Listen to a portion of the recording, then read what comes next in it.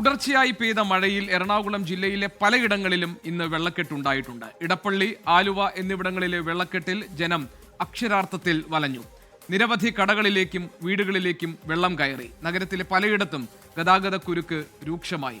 വെള്ളക്കെട്ടിനൊപ്പം റോഡിലെ കുഴിയും യാത്രക്കാർക്ക് വെല്ലുവിളിയായി. ഇന്നലെ അർദ്ധരാത്രി മുതൽ പെയ്ത തോരാ മഴയിലാണ് നഗരത്തിലെ പ്രധാനയിടങ്ങളിൽ വെള്ളക്കെട്ടുണ്ടായത്.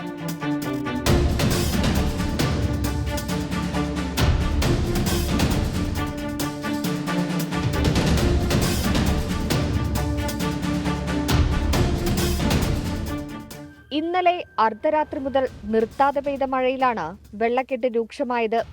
Edappally, Aluva railway station, bus stand പരിസരത്തും പുളിഞ്ചോട്, ചക്കരപ്പറമ്പ് എന്നിവിടങ്ങളിലും കനത്ത മഴയിൽ റോഡുകളിൽ വെള്ളക്കെട്ടുണ്ടായി. 20ഓളം കടകളിലേക്കും 10ഓളം വീടുകളിലേക്കും വെള്ളം കയറി.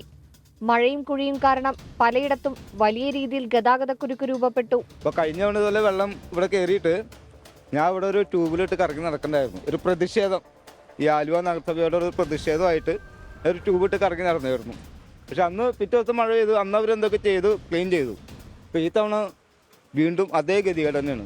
കാൽനട യാത്രക്കാരെയും വെള്ളക്കെട്ട് ബാധിച്ചു. എറണാകുളം തുറവൂർ പാതയിൽ രാവിലെ മുതൽ തന്നെ വൻ ഗതാഗതക്കുരുക്കാണ് അനുഭവപ്പെട്ടത്.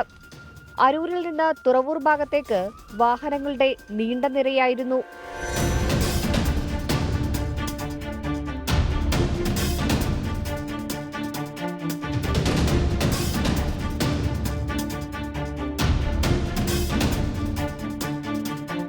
മഴ കനത്തതോടെ റോഡിൽ കുഴി രൂപപ്പെട്ടതാണ് ഗതാഗതക്കുരുക്ക് രൂക്ഷമാക്കിയത്.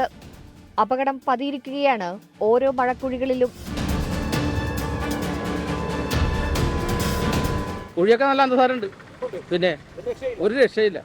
മഴ ഒഴിഞ്ഞു നിൽക്കുന്ന സമയങ്ങളിൽ റോഡ് നിർമ്മാണം കൃത്യമായി പൂർത്തിയാക്കിയിരുന്നെങ്കിൽ ദുരിതം ഒഴിവാക്കാമായിരുന്നുവെന്നാണ് നാട്ടുകാർ പറയുന്നത്. കനത്ത മഴ പെയ്യുമെന്ന മുന്നറിയിപ്പാണുള്ളത്. നഗരത്തിലെ പ്രധാന ഇടങ്ങളിലെല്ലാം വലിയ വെള്ളക്കെട്ടാണുണ്ടായത്.